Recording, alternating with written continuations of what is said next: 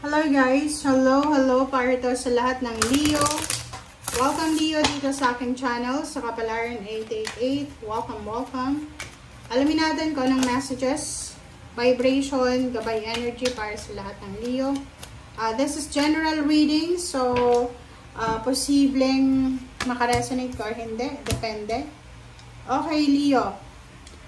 Number 41, instability, evolution, and 51.6. Okay, comment down below if you resonated. Sabi ko nga, i-connect nyo yung iyong intuition sa bawat barahan na lumabas. So, kung hindi naman resonated sa'yo, ignore mo na lang. Okay, yung first card mo dito na instability, number 41 is 5. So, if you're a business person, posibleng may mga investment ka, Leo, na medyo unstable siya. Kumbaga, nag-aalala ka. For example, kung mayroon kang stocks or related ka sa mga basta may investment ka or kano pa man, posibleng may mga glitch yung kung ano man na meron ka. And yun yung pwedeng rason kung bakit ka nag-aalala.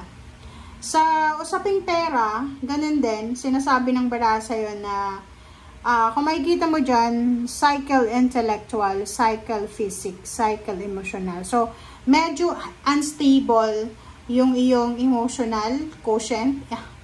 Diba? Intelligence mo. Diba? Parang ganun. Parang yung medyo hindi mo ma-manage. Parang ganun. May mga, anong tawag doon? Nasa ano ko yun.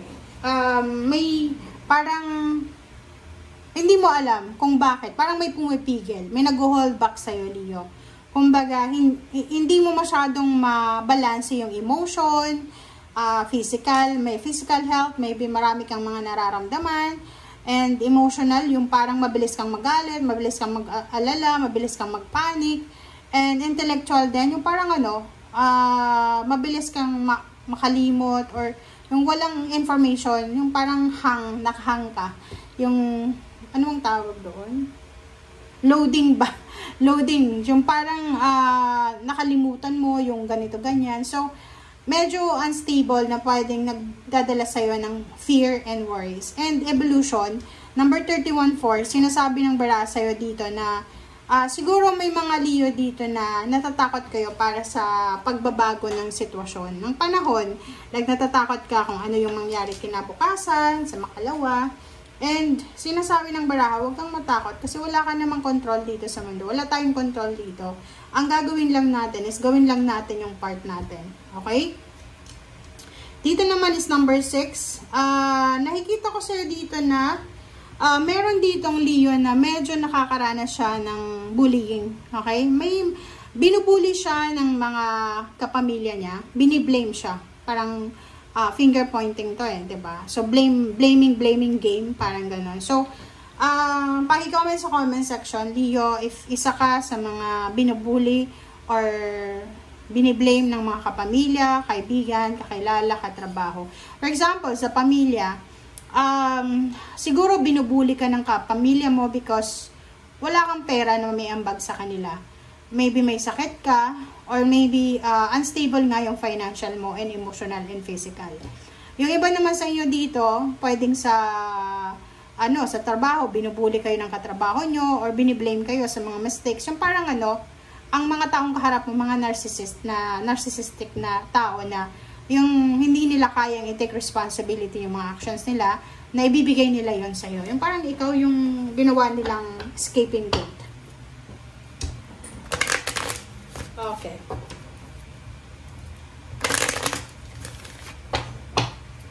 Leo.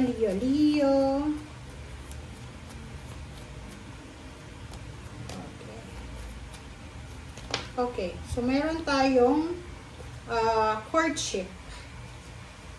Okay. Courtship, gift, and message of concern. Okay, so dito Leo, sinasabi ng bara sa'yo na yun, posibleng makatanggap ka ng mensahe, isang message, isang chat, isang call na medyo magdadala sa'yo ng pag-aalala. Na yun, parang halimbawa, makatanggap ka ng balita, ng information from someone na pwedeng yun yung maging dahilan kung bakit magiging unstable yung mindset mo, yung emotion, yung physical health, intellectual, yung parang ano, mababalisa ka. In terms of relationship, mayroon ditong mga Leo na single. If you are having a relationship na online, sinasabi ng barahan na posibleng, like for example, kung ikaw ay Leo na single ka, nag-sign up ka sa dating website, gusto mong makahanap ng international relationship ng AFAM, so dito sinasabi ng barahan sa'yo na posibleng makatagpo ka talaga. And offeran ka niya ng regalo, gift, terms of money, flowers, packages, or kung ano pa man siya. And posibleng mag-o-offer din siya sa'yo ng kasal. Parang gano'n. So, paki-comment sa comment section.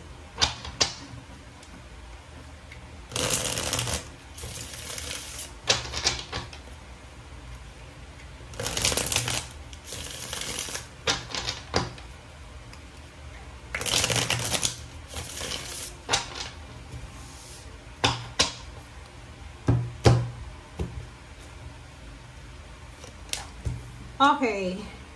Queen of Swords. Number 20, Judgment. Knight of Pentacles. Knight of Wands. The Hangman. And Five of Cups. Okay, Leo.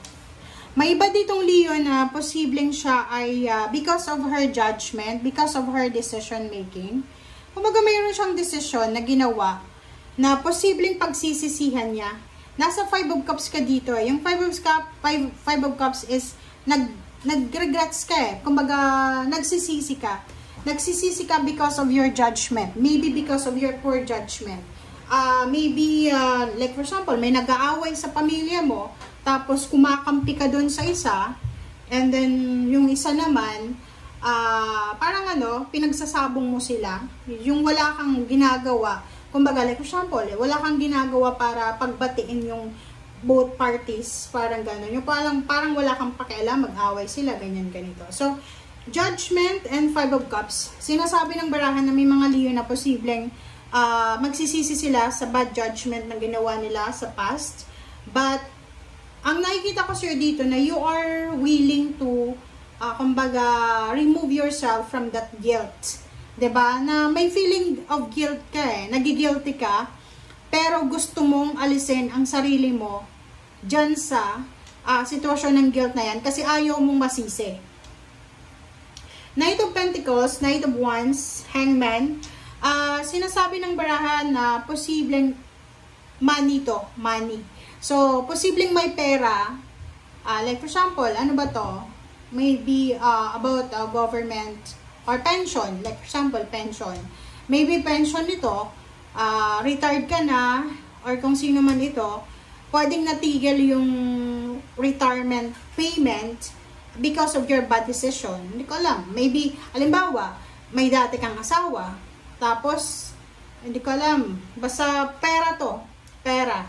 Pera yung rason kung bakit ka nagsisisi, na parang yung daloy ng pera sa buhay mo natigil siya. Maybe may sumusuporta sa'yo na isang tao, financial, and ngayon nagsisisi ka kasi natigil yung suporta na yon because of your bad judgment. Okay? Thank you guys for watching. Bye!